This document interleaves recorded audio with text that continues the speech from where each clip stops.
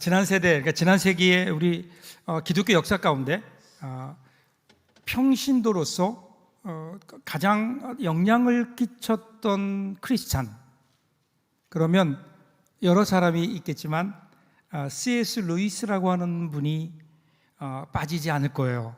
저도 설교할 때 이분의 그 어떤 이야기들을 자주 제가 인용하곤 하죠. C.S. 루이스, 옥스포드의 교수였어요. 근데 그분이 원래는요, 예수 믿기 전에 불가지론자였거든요. 이 불가지론이라는 게 뭘까요? 하나님이 계심은 믿어요. 그런데 하나님을 알 수는 없다는 거예요. 그러니까 하나님이 계시는데 나하고 상관이 없는, 나하고 어떤 인격적인 관계가 없는 하나님. 계시는 것도 아니고 안 계시는 것도 아니고. 이분이 옥스포드에서 인문학을 가르쳤는데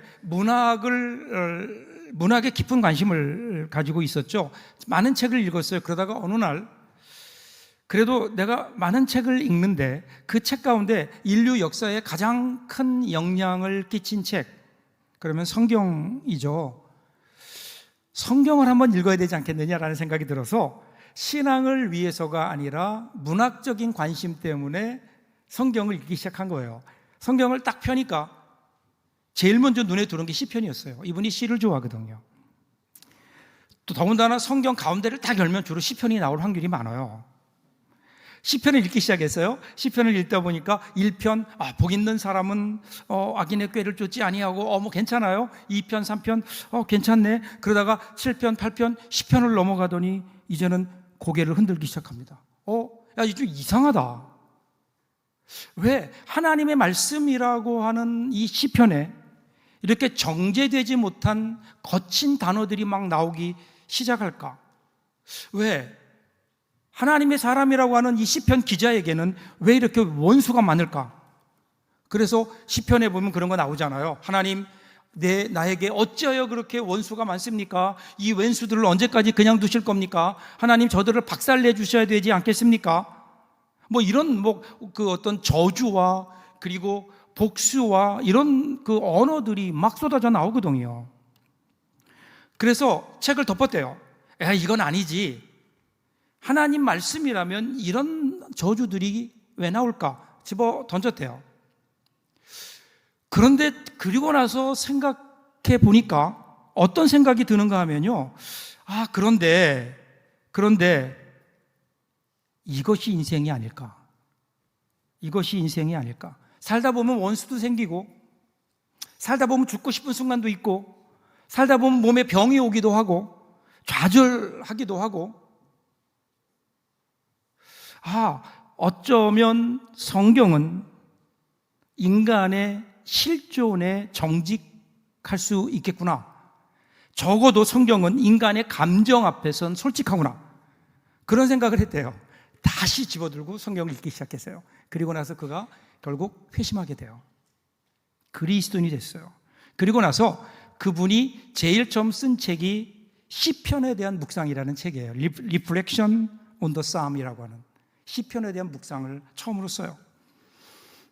이분만 그랬을까요, 여러분? 사실은요, 시편만이 아니에요. 성경 전반을 우리 성경 읽다 보면 성경의 많은 부분에서 불편한 내용들이 우리에게 나와요.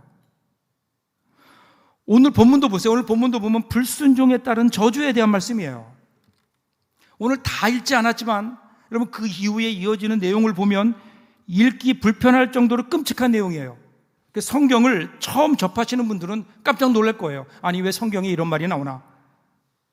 성경은 원래 좋은 말들, 아름다운 말들이 기록되어 있다고 생각했는데 이런 저주의 내용들, 이런 어떤 거친 언어들이 막 기록되어 있는 것을 보면서 이게 웬 하나님 말씀인가? 이렇게 생각할 수도 있죠. 신앙생활을 오래 했다고 생각하는 사람들에게도 오늘 신명기 28장 후반부에 나오는 저주의 말씀은 소화하기 힘들어요.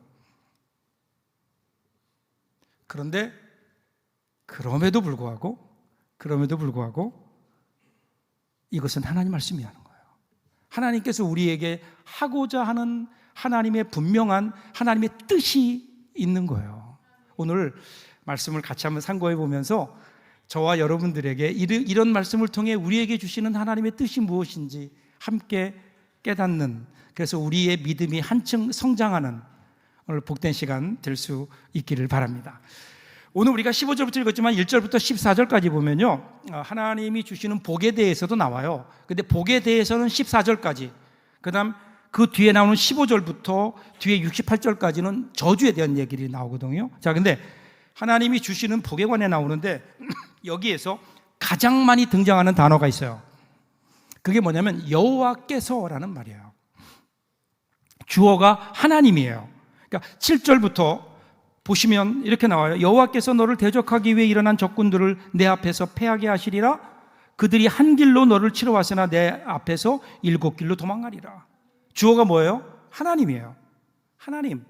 하나님께서 너희에게 이런 복을 주시겠다라는 거예요. 그러니까 지금 이스라엘 백성들에게, 야, 너희들에게 복을 줄 수 있는 분이 누구시냐 라는 것을 알게 하시려는 거예요. 그 당시에 가나안 땅에서 사람들에게 복을 줄 수 있는 그러한 존재, 바알이라고 하는 풍요의 우상이었거든요. 바알이 세상이 우리에게 복을 줄 수 있다. 오늘로 따지면 돈과 명예와 그리고 우리가 원하는 성공이 우리의 삶에 평안을 줄 수 있다. 그것이 바로 복이다. 이렇게 사람들은 믿고 있었다고요. 그런데 오늘 성경은 분명히 얘기해요. 바알이 아니라는 거예요. 하나님만이 우리 인생에게 복을 주시는 분이다. 너희들 이거 분명히 알아야 된다. 그리고 이어지는 20절부터 보세요. 이제는 저주가 나오는데요. 저주도 어떻게 시작한 줄 아세요? 주어가 하나님이에요. 여호와께서 20절 보세요. 내가 악을 행하여 그를 잊음으로 너의 손으로 하는 모든 일에 여호와께서 저주와 혼란과 책망을 내리사 망하며 속히 파멸하게 하실 것이며.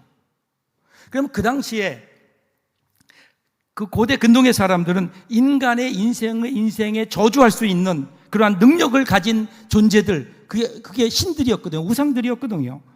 근데 이 신들이요, 어떤 원칙에 따라서 벌을 내리고 그리고 그 저주를 내리는 게 아니에요. 그냥 예견할 수 없어요. 예측할 수 없을 정도의 원칙도 없이 그냥 인생에게 자기가 기분 나쁘면 저주를 내리는 신들로 이해하고 있었다고요. 근데 오늘 말씀은 이렇게 두려움에 떨고 있는, 신의 저주에 대해 두려움에 떨고 있는 이스라엘 백성들에게, 야, 그들이 아니라는 거예요. 그들이 저주를 내리는 게 아니라 복을 내리는 나 여호와가 너희에게 저주도 내린다. 그러니까 오직 하나님만이 이스라엘 백성에게 복을 줄 수도 있고 그리고 저주할 수도 있는 분이 여호와 하나님이심을 기억해라. 지금 이 말씀을 하고 계신 거예요. 그러니까 우리가 신명기 28장을 읽으면서 자꾸만 우리 눈은 어디로 가요? 저주로 가요. 이렇게 하면 너희들 저주받는다, 이렇게 하면 너희들 복을 받는다, 복과 저주로 우리의 눈이 자꾸만 가는데 하나님은요, 야, 거기에 눈을 두지 마. 그게 아니야. 복과 저주가 중요한 게 아니야. 복과 저주를 내리는 나 여호와 하나님을 좀 바라보라는 거예요. 여러분, 신앙이라고 하는 것은요, 우리 주위에 우리의 환경, 우리의 삶 가운데 일어나는 복과 저주를 바라보는 것이 신앙이 아니라 우리에게 복도 주시고 저주도 하실 수 있는 전능하신 하나님, 그 하나님을 여러분 바라보는 것이 신앙이 아닐까요? 근데 그럼에도 불구하고 사실은 우리 인간이요, 이 복에 대한 열망은 강렬합니다. 그만큼 저주받는 것도 싫어해요. 왜냐하면 우리에게 복이 있느냐 화가 있느냐에 따라 사실은 우리의 인생의 질이 결정되기 때문에 그래요. 그 사람들은요, 복 받기를 원해요. 그러면서 그 기준을 어디에 두는가 하면 자기 자신에게 두기 시작해요. 그래서 복이 되는 행위와 복이 되지 못하는 행위로 구별해요. 자신의 행동이 내가 복을 받는데 걸림돌이 되지 않도록, 혹시라도 내 행동이 저주받는 일이 되지 않도록 상갈 것은 상가고 행할 것은 행하면서 살아가려고 합니다. 정도의 차이는 있지만 이것은요, 종교인이든 종교인이 아니든 우리 인간이 가지고 있는 공통적인 사고방식이에요. 이것의 가장 큰 문제는 뭔지 아세요? 복과 화의 조건이 나에게 있는 거예요. 나에 따라 내가 복을 받기도 하고 내가 하는 거에 따라 내가 화를 받기도 한다. 이것이 우리 사람들이 가지고 있는 생각들이에요. 그런데 여러분, 기독교 신앙이 그런가요? 성경은 절대로 그렇게 이야기한 적이 없어요. 복의 근거는 인간의 행위에 있지 않아요.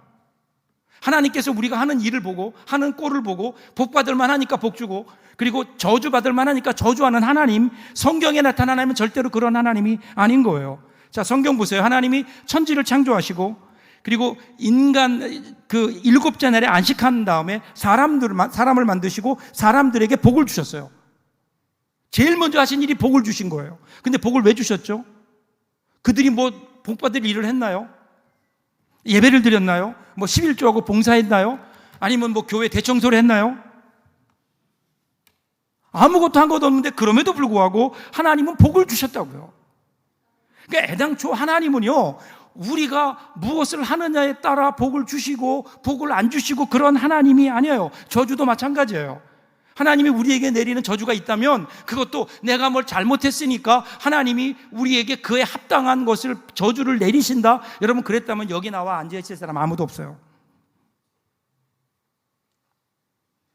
자, 그럼 오늘 본문은 도대체 무슨 말일까요? 자, 15절부터 다시 한번 제가 읽어볼게요.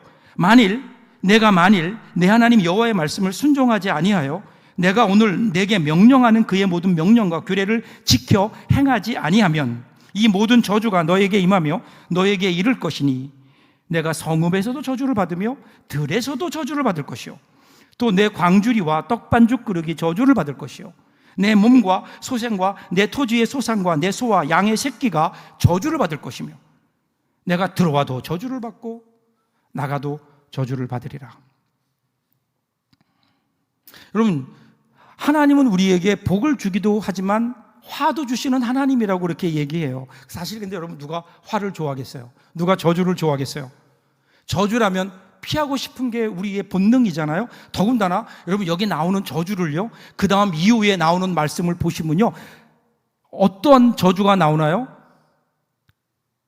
22절부터 한번 보실까요? 22절부터 보시면 폐병, 열병, 염증, 학질, 한재, 풍재, 썩는 재앙이 임할 것이다. 25절에 전쟁을 했다면 무조건 망할 것이다. 26절에 시체가 공중의 새와 땅의 짐승들의 밥이 될 것이다. 30절에 내가 수고한 것에 열매를 결코 네가 따먹지 못할 거다. 이 34절에 내가 겪는 일로 말미암아 네가 미칠 것이다. 여러분, 이것이 하나님께서 우리에게 내리실 수 있는 저주라는 거야. 여러분, 사실은 그렇게 저주라면 피하고 싶은 게 인간의 본성 아니에요? 그러니까 더군다나 오늘 28장에 나오는 이런 무시무시한 저주, 그래서 사람들이 어떻게 하냐면요, 사람들이 오늘 말씀을 읽으면서 이 저주 받기 싫은 거죠. 저주를 자신과 상관이 없는 것으로 만들면 좋겠다. 그런데 그 기준이 뭐예요? 하나님께 순종해야 된다고 하니까, 하나님 말씀에 순종해야지, 불순종하면 이와 같은 저주가 임한다고 하니까 우리 생각은 어떻게 해요? 그러니까 순종해야지, 이렇게 되는 거예요. 순종해요? 순종하면 되는 거예요. 하나님 말씀에. 그럼 도대체 순종한다는 게 도대체 뭐예요? 자, 우리가 왜 순종하려고 하죠? 하나님 말씀에. 복음 받고 화는 피하려고 하는 우리의 마음 때문이 아닌가요? 그렇다면 우리가 여기서 놓치고 있는 게 뭐냐면요, 하나님께서 왜 이렇게 말씀하시는지 하나님의 그 마음을 우리가 읽지 못한다는 거예요. 우리가 하나님을 믿는다고 하면서 정말 우리가 믿는 하나님의 그 마음은 우리가 모르고 있는 거예요. 여러분, 오늘 집에 가시면요, 시간을 가지고 15절부터 68절까지 나오는 저주를 하나하나 읽어보세요. 이게 보통 저주가 아니에요. 이런 저주는 세상 어디 가서 여러분 들어보지 못할 거예요. 그런데 그 저주를 읽으면서 우리는 그것을 남의 이야기로 읽고 있는 것은 아닐까? 이것은 순종하지 않는 어떤 사람에게 내려지는 저주. 그런데 여러분, 우리가 그런 사람들 아니에요? 아닌 것 같아요. 저는 맞아요. 하나님 앞에 내가 순종했는가? 불순종했던 것들이 훨씬 많고요. 순종했던 것은 손에 꼽을만 해요. 우리가 그런 사람들이에요. 그러면 어떻게 해요? 오늘 우리에게 이런 일들이 일어날 수 있다? 이 저주가?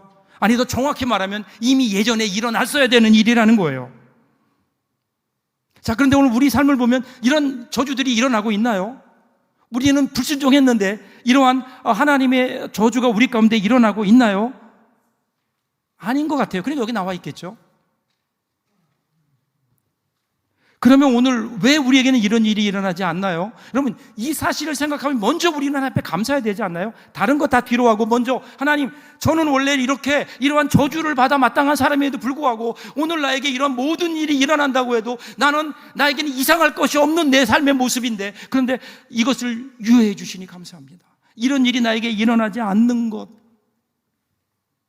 여기에 기록된 그 어떤 저주도 나에게 임하지 않는 것, 이것이 하나님의 은혜 아닐까요?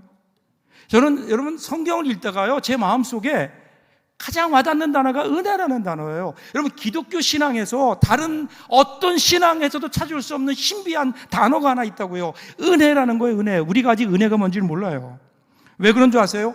은혜라고 하는 것은요, 전혀 자격이 없는 사람에게 주어지는 선물 같은 호의예요. 내가 받을 만해서 받으면 내가 이해가 되겠어요. 그런데 나는 받을 만한 자격이 없다고요. 아무리 나를 내 안을 다 뒤져보아도 내가 이런 하나님의 사랑을 받을 만한 그 어떤 조건도 자격도 없음에도 불구하고 어느 순간 나에게 들어와 있는 하나님의 이 은혜, 그래서 우리는 그것을 은혜라고 부르는 거라고요. 은혜. 그래서 내가 지금 불순종함에도 불구하고 나에게 이런 일이 일어나지 않는 것, 무엇보다 먼저 감사해야 되지 않을까요? 하나님 정말 감사합니다. 나를 이렇게 봐주시니, 하나님의 은혜로 나를 봐주시니 감사합니다. 이 감사가 먼저 있어요. 이거 은혜예요. 우리에게 이런 일이 일어나지 않는 것도 은혜예요. 그런데 만약에 우리가 불순종함에도 불구하고 우리에게 아무런 저주도 임하지 않아요? 불순종했는데 우리 삶에 아무런 일도 일어나지 않아요? 그냥 평안하게 복받는 것 같아요? 그러면 여러분, 이게 은혜일까요? 그렇게 되면 어떻게 될까요? 만약에 오늘 우리 삶이 하나님이 원하시는 삶이 아니고 하나님이 가라고 하는 길이 아니라 내가 원하는 욕심의 길을, 죄악의 길을 계속해서 걸어감에도 불구하고 거기에 그 어떤 일도 일어나지 않는다, 하나님께서 우리에게 약속하셨던 우리의 길을 막는 그 어떤 저주나 그 어떤 화도 우리 가운데 임하지 않는다, 사실 우리가 원하는 바가 이거 아니에요? 하나님이 내 마음대로 살 테니까 나를 좀 보호해 주세요. 이게 여러분 때때로 우리의 신앙의 모습 아닐까요? 나는 내 마음대로 살고 하나님은 나를 보호해 주시고. 근데 그렇게 살면 어떻게 되겠냐는 거예요. 그렇게 살면, 그렇게 살아가는 우리의 신앙의 끝은 과연 무엇일까요? 그러기에 여러분, 순종하지 않을 때 하나님께서 우리에게 고난을 주시는 것도 하나님의 은혜예요. 하나님이 우리에게 고난을 허락하신다면, 여러분, 일어나는 모든 고난이 다 하나님이 우리에게 주신 것은 아니에요. 그럼에도 불구하고 하나님이 때때로 우리에게 이러한 고난을 주신다면, 그러면 거기에는 목적이 있지 않을까요? 그것을 통해 그 고난 자체가 목적은 아니잖아요. 하나님께서는 다른 뜻을 가지고, 하나님의 본심은 사랑이시라고요. 어떻게든 우리로 하여금 그곳에서 돌리시려는 하나님의 그 은혜가 있는 거죠. 그래서 여러분, 복과 고난은 다른 게 아니에요. 이 세상에서는요, 복과 고난은 합쳐질 수 없는, 한 자리에 있을 수 없는 정반대 개념으로 그렇게 사람들은 생각하지만, 성경은요, 복과 고난을 한 자리에 몰아요. 우리 예수님 말씀하셨어요. 마태복음 5장 10절 11절 보세요. 의를 위하여 핍박을 받는 자는 복이 있나니 천국이 저희 것입니다. 나를 인하여 너희를 욕하고 핍박하고 거짓으로 너희를 거슬려 모든 악한 말을 할 때에는 너희에게 복이 있나니. 고난이 복이래요. 어떻게 가능할까요? 여러분, 어떤 사람이 병이 들었어요. 힘들죠. 고난이죠. 사람들은 그것을 바라보면서 안타깝다고 얘기하기도 하고 하나님께 죄를 지어서 벌을 받았다고 수군대는 사람도 있을 겁니다. 그런데 여러분, 정작 병든 사람은 그 병을 통해서 그동안 내가 살아왔던 내 삶이 헛되구나. 세상은 아무것도 아니고 돈도 명예도 부질없는 것이고 영원한 하나님 나라가 가장 귀하구나.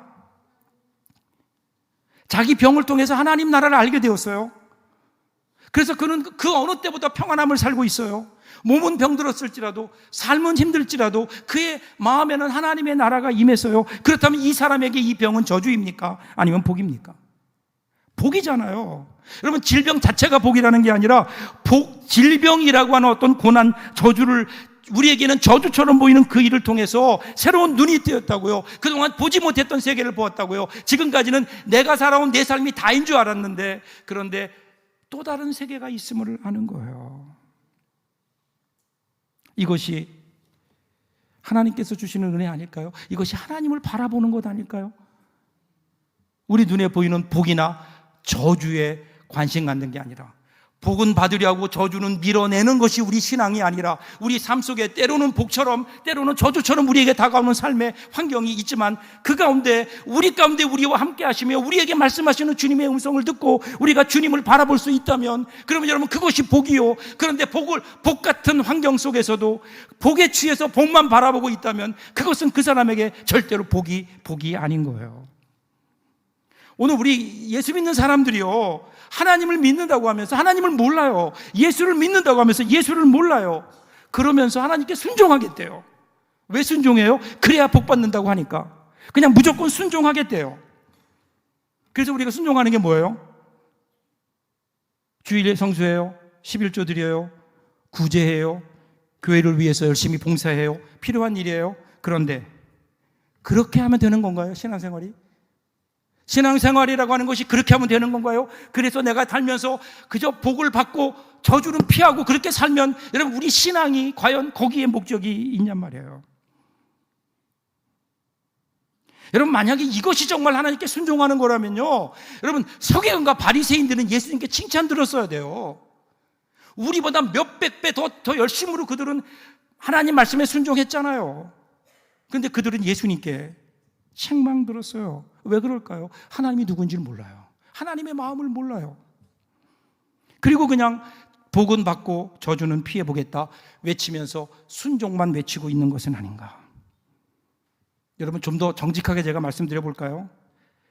우리가 하나님 말씀에 순종하겠다라는 말은요, 하나님과 한번 해보겠다는 거예요. 하나님을 내가 꺾어보겠다는 거예요. 하나님께 순종하지 못해서 저주를 받아야 된다면 내가 하나님께 순종의 보임으로 하나님이 나에게 주신 저주를 내가 무용지물을 만들어 보겠다. 인간의 교만이 우리 가운데 숨어 있어요. 그런데 우리가 가능해요, 이게? 말씀은 우리에게 율법으로 다가와요. 율법이란 뭘까요? 법이에요. 지켜야 되는 것, 지키는 것이라고 요구해요. 그런데 그 누구도 율법에 순종한 자가 없어요. 그 누가 율법을 다 지켰어요? 순종했어요? 결과는 죽음이에요.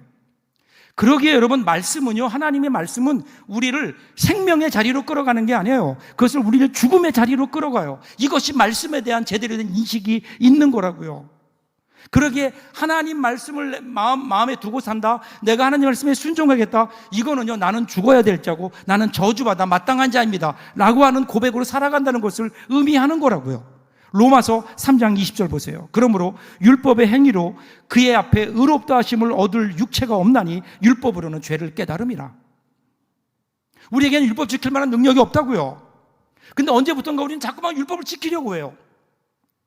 더 많이 지킴으로 이유는요, 내가 그래야 하나님께 더 복을 받을 것 같으니까 내가 자꾸만 많은 율법을 지키려고 해요. 율법을 지키려고 하는데 힘드니까 자꾸만 다른 율법을 만들어내요. 내 율법을 만들어내요. 내가 지킬 수 있는 법들을 자꾸만 만들어요. 그래서 그러한 리스트를 정해놓고 나는 이렇게 하고 이렇게 이것을 지키니까 나는 하나님께 순종한다. 여러분 이게 바리새인이에요. 바리새인. 이게 율법주의인 거예요. 율법은요, 우리가 얼마나 많은 것을 지켜내므로 하나님께 복을 받고 칭찬 듣는 자리가 아니라, 우리는 율법을 통해서 내가 얼마나 죄인인지, 내가 얼마나 하나님의 말씀대로 살 수 없는 연약한 인간인지를 고백하는 자리예요. 고백하는 자리예요. 그럼에도 불구하고 우리는 이러한 오늘 말씀을 보면서 여전히 내가 하나님 말씀에 순종해서 내가 복을 받고 저주는 피해야지. 갈라디아서 3장 13절 보세요. 그리스도께서 우리를 위하여 저주를 받은 바 되사 율법의 저주에서 우리를 속량하셨으니 기록된 바 나무에 달린 자마다 저주 아래에 있는 자라 하였습니다. 여기 나오는 우리가 누구예요? 이 우리는요, 자신이 저주받은 자임을 알고 하나님의 은총을 바라보는 사람이에요. 저주의 자리에 가야 저주받으신 예수님이 보여요. 하나님은요, 저주를 통해서 우리의 죄인됨을 깨닫게 하세요. 그리고 우리 대신 죄를 지신 저주받으신 예수님, 십자가에 저주받으신 예수님, 우리 대신 저주받으신 예수님을 보게 하는 거예요. 진짜 복은 이 예수님을 보는 거라고요. 나의 이 죄된 모습, 내 죄 대신에 나를 위해 십자가에 죽어주신 그분, 그 은혜, 여기에서 우리 가운데 새로운 세계가 열려지는 거다니까요. 오늘 하나님께서 그래서 우리에게 이 말씀을 하세요. 저는 오늘 말씀을 준비하면서 저 어릴 적 생각났어요. 제가 어릴 적에 좀 착하게 자란 편인데 언젠가 한번 거짓말을 했던 것 같아요. 어머님에게 굉장히 혼난 적이 있어요. 저희 어머니가 좀처럼 그렇게 화를 안 내시는데 회초리를 드셨어요. 그리고 저의 종아리가 빨갛게 부어오를 만큼 회초리를 치셨어요. 그래도 울고 있는 저에게 이렇게 말씀하세요. 거짓말하면 안 된다. 거짓말하면 안 된다. 알겠지? 너는 하나님의 사람인데 거짓말하면 안 돼. 엄마랑 약속하자. 다시는 거짓말 안 하기로. 그리고 어머님도 눈물을 흘리시며 저를 안아주셨어요. 제가 대답을 안 하니까, 왜냐하면 맞으니까 뭐 대답이 나오겠어요? 눈물만 훌쩍이고 있는 저에게 계속해서 대답을 하래요. 할 수 없이 네 그랬어요. 네 그랬어요. 근데 여러분, 제가 거기서 어머님이 저희 어머니가 너 절대 거짓말 하지 마. 그 이후에 제가 거짓말 했을까 안 했을까요? 그렇다고 또 뭐 이렇게 크게 했어요 그럴 필요는 없어요. 당연히 했죠. 저희 어머님은 그때 그 이야기를 하시면서 얘가 앞으로 다시는 거짓말을 안 할 거다라고 믿으셨을까요? 아니에요. 이미 나가면 또 거짓말할 거 알고 계셨을 거예요. 그런데 왜 그러셨을까? 그럼에도 포기할 수 없는 것이 어머니 사랑이에요. 포기할 수 없는 게 어머니 사랑이에요. 오늘 저는 이 저주의 말씀을 하시는 하나님의 심령이 그 같지 않았을까? 하나님은 이 저주의 말씀을 너 이러면 너 죽는다, 너 이러면 너 혼난다 말씀하시면서요, 그 말씀을 듣는 하나님 백성들에게 아멘 하라고 하셨어요. 아멘. 이스라엘 백성들이 그래서 아멘 했다고요. 그러면 아멘 하고 외치는 그 이스라엘 사람들을 보면서 하나님은 믿었을까요? 그 이후로 이스라엘 백성들은 항상 하나님께 순종했나요? 아니잖아요. 그럼에도 불구하고 이렇게 말씀하시고 또 말씀하시고 또 말씀하시는 이유는 뭐예요? 그 이유는 간단해요. 그럼에도 불구하고 포기할 수 없는, 다시 죄 가운데 갈 수밖에 없지만 내가 지금 아무리 협박해도, 아무리 내가 저주로 저들을 협박해도 결국은 또 죄를 지을 수밖에 없는 그런 연약한 인간임을 알기에, 그럼에도 불구하고 포기할 수 없는 하나님의 사랑. 여러분, 이 포기할 수 없는 하나님의 사랑의 피크가 예수 그리스도의 십자가예요. 계속해서 죄에서 헤어나오지 못하는 우리를 포기할 수 없으셨기에 하나님은 독생자를 보내세요. 우리를 위해 대신 죽게 하세요. 그리고 우리를 구원하세요. 여러분, 이 하나님의 사랑을 좀 잊지 말자고요.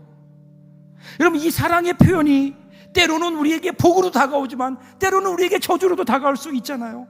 오늘 우리는 우리 환경을 보면서 우리 환경이 복된 환경이면 우리는 하나님이 나에게 복을 주셨다, 하나님이 함께 하신다, 아멘 하지만 우리 가운데 혹시라도 어려운 환경이 찾아오면 하나님이 나를 벌하시나? 아니라고요. 여러분, 그것도 하나님의 은혜라고요. 돌아오라는 하나님의 신호라고요. 다시 한번 돌아보라는 하나님의 은혜라고요. 그대로 놔두면 죽을 수밖에 없기 때문에 우리 하나님은 절대로, 여러분 절대 오해하지 마세요. 하나님은요, 여러분이 잘하면 복을 주고 못하면 여러분에게 저주하는 하나님 결코 아니에요. 우리 하나님이 어떤 분이세요? 우리가 아직 죄인 되었을 때에 그리스도께서 우리를 위해 죽으심으로 하나님께서 우리에 대한 자기의 사랑을 확증하셨다고요. 이분이 우리 하나님이시라고요. 그런데 왜 우리는 이 하나님은 뒤로 한 채 우리 눈앞에 보이는 복과 우리 눈앞에 보이는 화만 바라보면서 거기에만 머물러 있을까요? 하나님을 바라보십시오. 우리 하나님, 이 하나님의 사랑으로 다시 한번 어려운 우리의 삶을 믿음으로 이겨내는 저와 여러분 될 수 있기를 주님의 이름으로 축복합니다. 기도하겠습니다.